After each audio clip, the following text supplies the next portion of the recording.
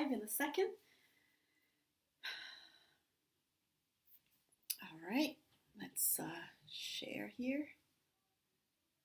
Okay, we are on. Hi everyone, good evening. I would like to welcome you to the Psychology of Spiritual Joy. We have been doing different talks every weeks about the different reasons that we should really embrace joy instead of just happiness.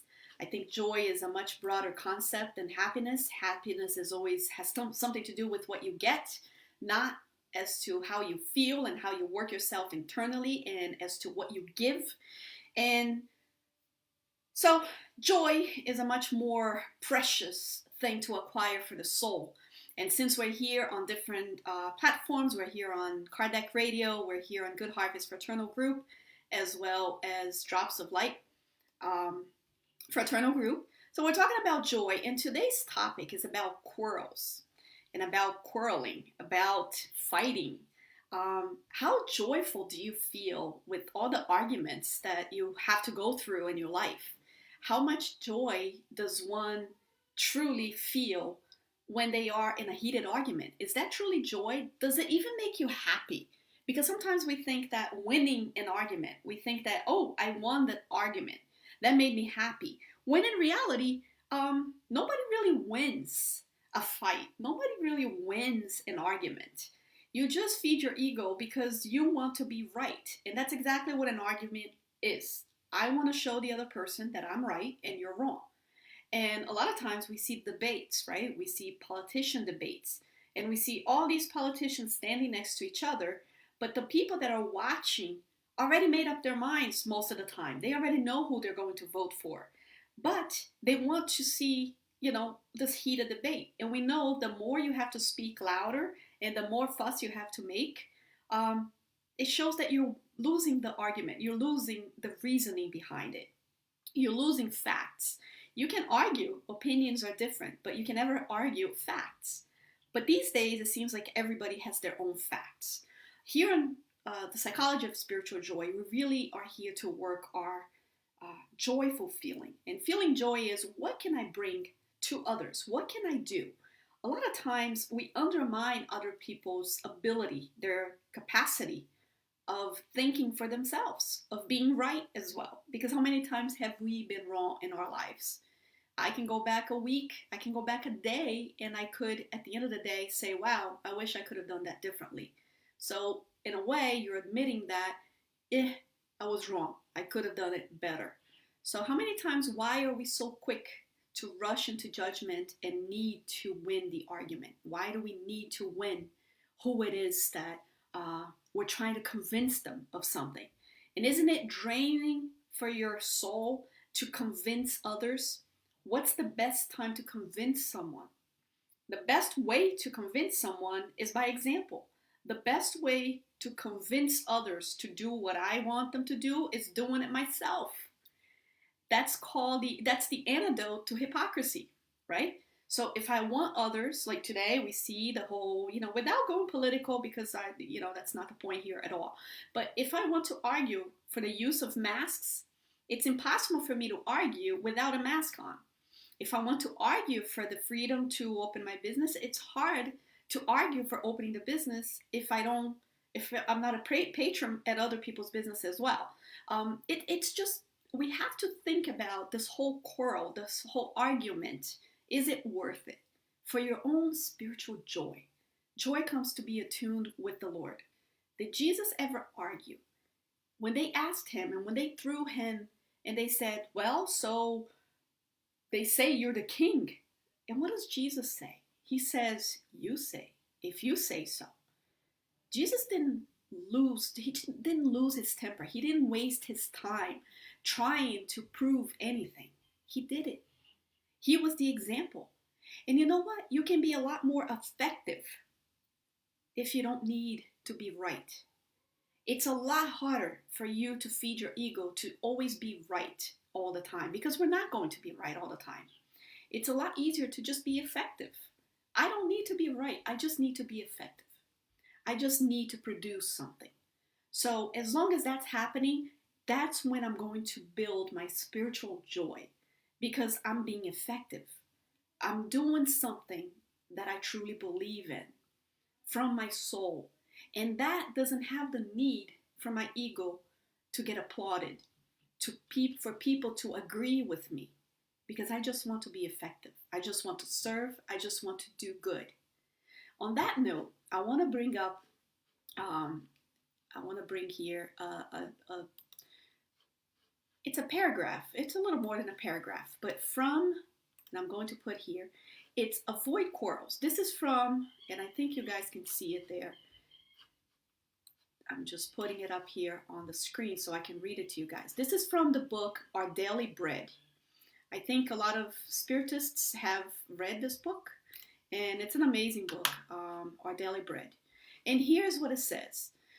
Avoid quarrels, and the Lord's servant must not quarrel. This is in regards to, this is Paul, one of his letters to Timothy. And he says blatantly, if you're going to serve God, if you're going to serve Christ, do not quarrel.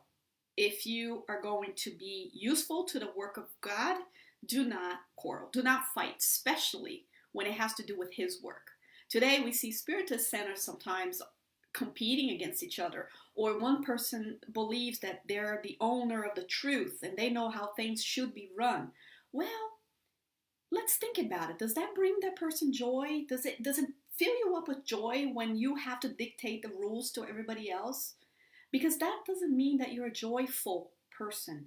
It may make you happy, it may bring you satisfaction, it may feed your ego that you want to be in a movement where you dictate how things should be, but that doesn't bring you joy, because joy is about being effective, and you will never be an effective leader if you're a hypocrite or if you have the need to be right all the time, because that is not Christ-like.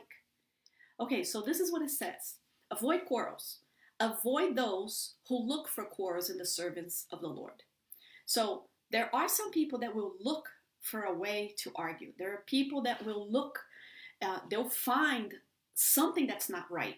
We have all kinds of spiritist centers and how they work a little differently. One is open to this, the other person does spiritual treatments, the other doesn't. Some love music, others don't like music. And that's what makes all of us different. That's what makes us all show our own spirituality, our own place in the evolution of things.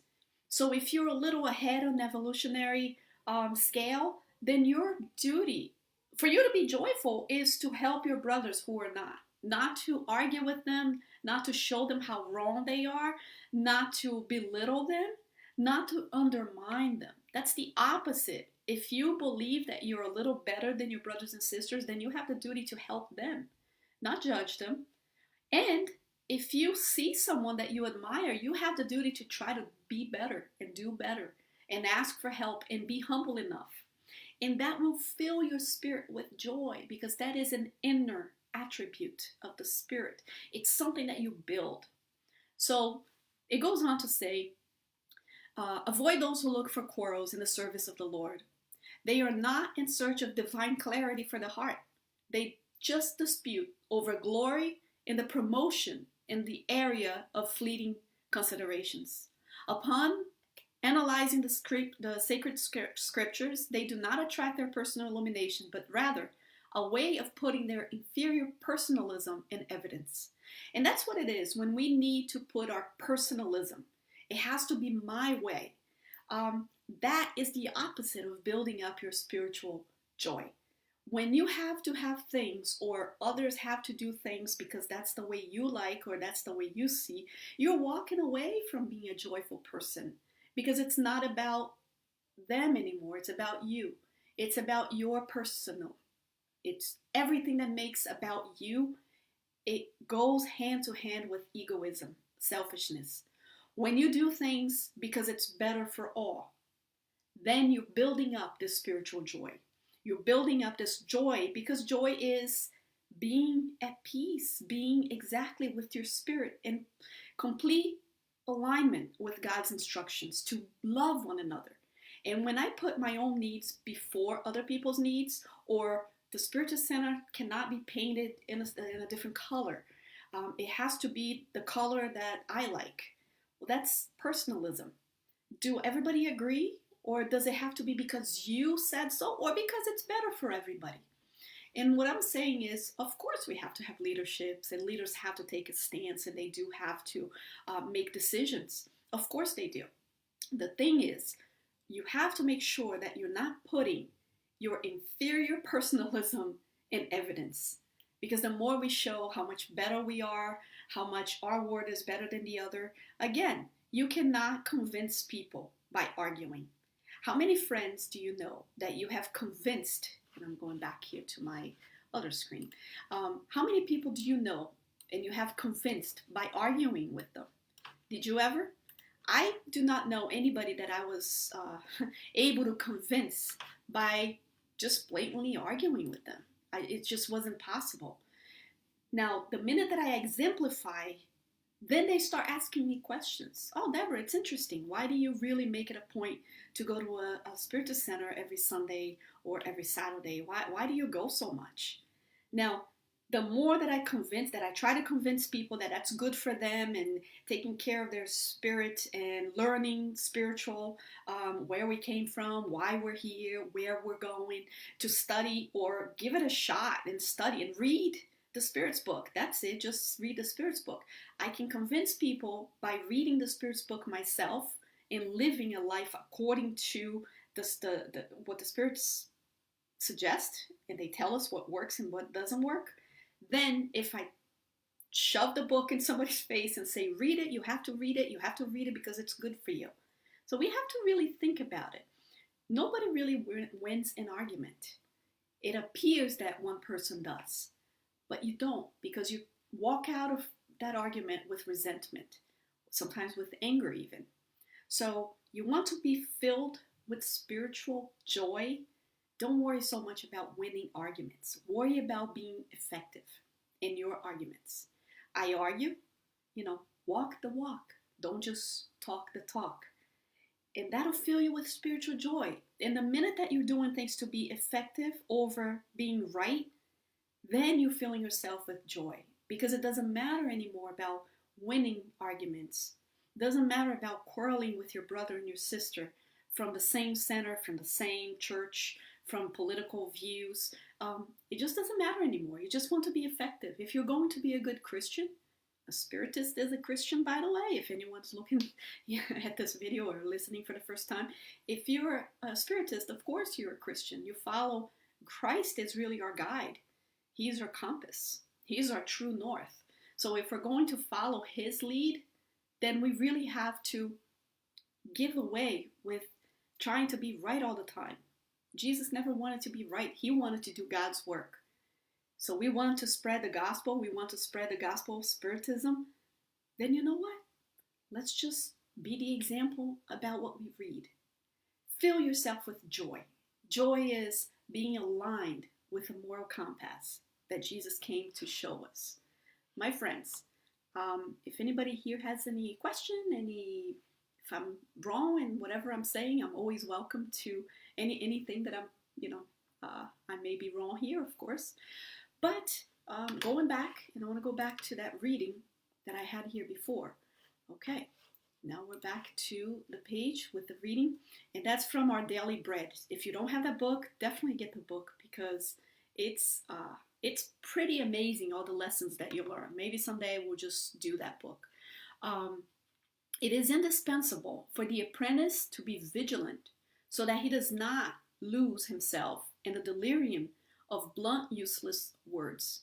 How many times we just argue for the very sake of arguing, of just throwing words out there, of just sounding maybe, very scholarly or sounding like we have the facts. But in reality, we're quarreling. We're just arguing. We're finding ways to fight with our brothers and sisters just to show that we're right. When, in reality, how many times are we not right? How many times in your life you could have sworn that you're right, and then you find out, oh, I was not right. We are not called upon for quarrels, but rather to serve and to learn with the Master. Now, we're not called to argue. We're not called to tell people how they should do things, that the wall of a spiritual center has to be painted this way, and this lecture is not worthy of being and speaking at a podium, or this or that. We really have to think about it. As leaders in the spiritist movement, who are we? We are just little drops in the oceans, which is great because it makes a difference in the ocean. But we want to fill ourselves with so much joy that we just appreciate our brothers and sisters, that we really want to help and not reprimand, not undermine. Sometimes we bring these political arguments as if we have all the facts. When we go to court, if anybody has been to any kind of a court scenario and you have two different parties bring different witnesses, but then they have an expert. Each lawyer will call in an expert. And each expert is an expert at the exact same, whatever it is that's being argued about. But they are arguing for different parties, right? For the defendant, and then for the other person, the one that's accused, the accuser. So we have two experts with completely different points of view, and these are experts. So think about it. How much expert are we of anything? We know we have some knowledge about some things, but is that enough? And should that be motive for you to fight with your friends, for you to use hurtful words? Let's think about it. Let's fill ourselves with joy. And joyful people are having too much of a good time, meaning in a soul type of sense. Joyful people are having a great time in life because they're trying to follow Christ. They're not trying to be right. They're just trying to be, again, effective. So in this reading, we'll say it is indispensable for the apprentice to be vigilant. Be careful. Be careful to not let yourself get into quarrels with people that sometimes you love. And that'll take away from the love that you have together, because once you say things, it's very hard to take it back. And words truly can hurt people. We were not called for quarrels, but rather to serve and to learn with the master. Nor were we called upon to exalt the self. Again, self. Let's try to take a little bit of the self out of us. Once we are our essence, not self, right? Just our essence. Then we don't have to prove anything to anybody because we just are. We go to the Genesis and it says, before the world was created, he was. God already was. So let's just try to be and not to show what we seem that we are. It's so much better. Joyfulness will come from that, from being, from truly being, and not from having to prove who you are or what your point of view is, and trying to really argue away and undermine what other people's truths are, because we have different truths. We're in search for the truth. Until then, we know what we can with the ability that we have. So here, the last sentence, it says, but instead, to fulfill the supreme designs in the construction of the divine kingdom within us. And that's joy, the kingdom of God within us. I hope that I did a talk, and then I hope that you guys enjoyed. I will be back next. Let me just change the screen here. I am learning this new program, and so this way we can switch from different views, and you guys can read along with me, which has been different than different talks. But anyway, I wish that we can all come out of today's talk really thinking about spiritual joy and your need to prove how right you are in arguments and how much we need to quarrel. Oops, sorry guys, I went to a different one. Spiritual joy. I didn't mean to do that page. Okay, now we're back. But let's just really come out with that and say, you know what? Let me fill myself with joy. Let me really understand that spiritual joy has nothing to do with proving to others, to showing others how they're wrong and how I'm right. But really spiritual joy has to do with, let me fill myself with the alignment with Christ's work. Christ never needed to show that he was right, because you know what? He just was. Some people still don't get it. It's 2,000 years and they still didn't realize that Jesus had the truth and he was the truth. And that's okay, because eventually we'll all know that. But until then, let's just show and lead by example. Not so much words that can hurt others, just to show ourselves and how much we are and how much we know and how much we need others to see of us. I thank you guys, and I will see you next Monday. Like it's here on my new screen. Sometimes some centers can see, some others cannot. Share, leave your comment, your question, your links, anything I say that it's not true, or maybe you have a different point of view. I welcome you to leave your comments as well. I hope you have a wonderful time um, in this new era. Let's argue less, let's quarrel less. Let's just lead by example. Let's just truly be effective, not necessarily have the need to be right. Thank you. Have a wonderful, wonderful week. Kisses, and my name, Deborah Beldowicz. Whoop.